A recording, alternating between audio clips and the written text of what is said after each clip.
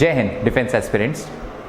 जैसा कि आपको पता हो कि कुछ दिन पहले ही हमारा MNS का रिटन एग्जामिनेशन हुआ और थोड़े ही दिनों में अराउंड 10 to 15 डेज़ में इसका रिज़ल्ट आउट हो जाएगा और उसके बाद स्टार्ट हो जाएगा इंटरव्यू एंड मेडिकल एग्ज़ाम्स की तैयारी। तो इसीलिए दून अकेडमी ऑफ डिफेंस आज से स्टार्ट कर रहे हैं एक सीरीज़ जिसमें हम बच्चों से बात करने वाले हैं related to medical examination, related to interview examination, और साथ साथ हम उन्हें बताएंगे कि इस एग्जामिनेशन के लिए क्या क्या डॉक्यूमेंटेशंस की रिक्वायरमेंट होगी, क्या क्या उन्हें प्री प्रिपरेशंस करनी पड़ेंगी, कौन कौन से इंपॉर्टेंट क्वेश्चंस उनसे पूछे जाएंगे और इंटरव्यू के दौरान और इंटरव्यू से पहले उन्हें किन चीज़ों का ख्याल रखना है। तो आज इस फर्स्ट वीडियो में हम बात करेंगे डॉक्यूमेंट्स के बारे में कि इंटरव्यू और मेडिकल एग्ज़ाम से पहले किन किन डॉक्यूमेंट्स की रिक्वायरमेंट होती है, क्योंकि अभी भी आपके इंटरव्यू एग्ज़ाम में कई दिन शेष हैं, कई दिन लेफ्ट हैं। तो इसीलिए हम चाहते हैं कि ये वीडियो के बाद जिन जिन बच्चों के पास सिलेक्टेड डॉक्यूमेंट्स नहीं हैं वो डॉक्यूमेंट बनवाएं और जिनके पास डॉक्यूमेंट में करेक्शन करवाना है तो वो डॉक्यूमेंट में करेक्शन करें। तो एक एक करके हम स्टार्ट करते हैं कि क्या डॉक्यूमेंट की रिक्वायरमेंट होगी। तो प्लीज़ वीडियो के लास्ट तक आप बने रहिएगा ये जानने के लिए कि कौन कौन से डॉक्यूमेंट की रिक्वायरमेंट है। ये है हमारा बर्थ सर्टिफिकेट। जनरली जो बर्थ सर्टिफिकेट है ये आपके म्यूनिसिपल कॉरपोरेशन से बन जाता है और साथ ही साथ आपका जो 10th का सर्टिफिकेट होता है, जो 10th की मार्कशीट होती है, ये भी काम करती है आपका बर्थ सर्टिफिकेट का। तो सबसे पहले आपको बर्थ सर्टिफिकेट की रिक्वायरमेंट है। सेकेंड थिंग जो रिक्वायर्ड होती है ये होती है 12th की मार्कशीट। अब क्योंकि जैसे आप लोगों का रिजल्ट आउट हो चुका है लेकिन अभी भी ऑफिशियल मार्कशीट अभी तक नहीं आई है, तो इसी वजह से जो आपका प्रिंट आउट मार्कशीट है वो आप ले जा सकते हैं। अगर तब तक ऑफिशियल मार्कशीट आ जाती है तो आप उस मार्कशीट को भी जरूर लेके जाएंगे, ओरिजिनल कॉपी। नेक्स्ट इसमें होता है इंटरव्यू कॉल लेटर। जो बच्चे का फाइनल सिलेक्शन होता है, रिटन जिनका क्वालिफाई हो जाता है, इंडियन आर्मी की तरफ से उन्हें मेल पे इंटरव्यू कॉल लेटर भेजे जाते हैं। तो ये इंटरव्यू कॉल लेटर के आप प्रिंट आउट अपने साथ लेके जाएंगे। नेक्स्ट इसमें आता है proof of identity. Proof of identity जो सबसे कॉमन प्रूफ है वो है हमारा आधार कार्ड। तो आधार कार्ड आप ओरिजिनल लेके जाएंगे और कोशिश कीजिएगा कि इसके आप कुछ जेरोक्स, कुछ फोटोकॉपी भी साथ में लेके जाएंगे। नेक्स्ट जो कि बहुत इंपॉर्टेंट है ये है हमारा गैप सर्टिफिकेट।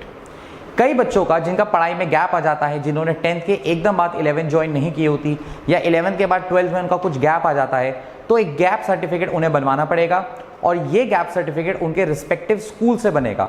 तो स्कूल के प्रिंसिपल का ऑथराइज सिग्नेटरी होंगे वहाँ पे, ये भी बताएंगे कि हाँ बच्चे का जो गैप आया है वो पर्टिकुलर किस रीज़न की वजह से है। ये उन बच्चों के लिए है जिनका 10th और 12th के बीच में 2 साल से ज़्यादा का गैप है।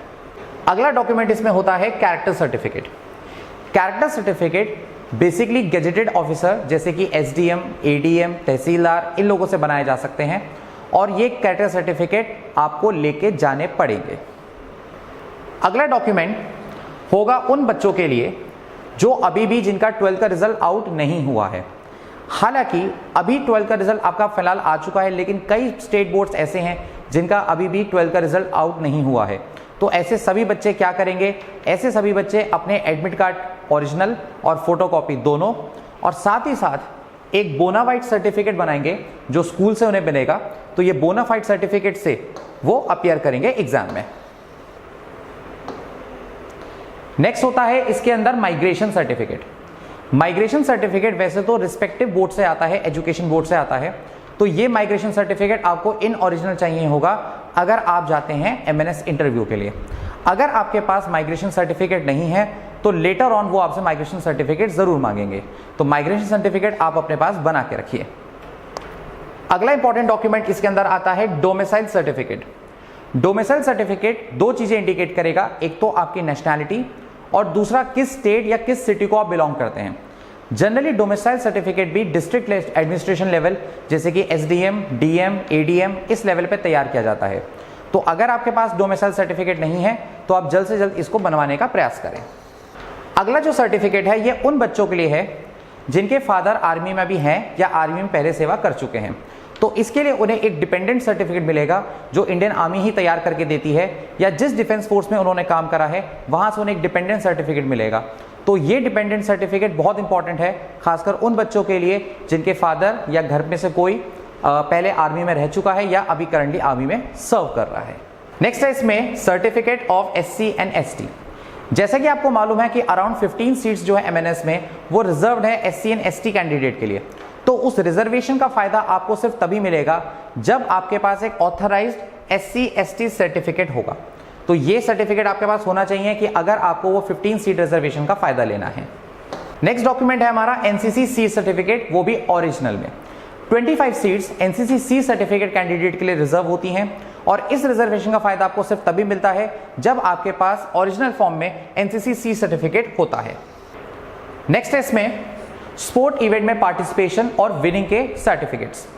इसमें आपने आज तक जितने भी स्पोर्ट्स इवेंट्स में पार्टिसिपेट करा है, चाहे वो नेशनल लेवल हो, चाहे वो स्टेट लेवल हो और डिस्ट्रिक्ट लेवल हो या रीजनल लेवल हो या जोनल लेवल हो, जितने लेवल पे आपने पार्टिसिपेट किया है और कुछ हासिल किया है, कुछ अगर आपने कुछ अचीवमेंट किए, कुछ रैंक हासिल करी, होल्ड करी है, तो उसका सर्टिफिकेट आपको वहां पे प्रेजेंट करना है।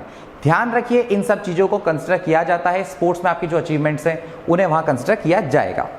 और इसके साथ साथ आपको अपनी कम से कम 10 कलर्ड पासपोर्ट साइज फोटोग्राफ वहां रखनी पड़ेगी, क्योंकि वहां पे कई फॉर्म आपसे भरवाए जाएंगे, तो उनमें हर फॉर्म में आपको फोटोग्राफ की रिक्वायरमेंट होगी।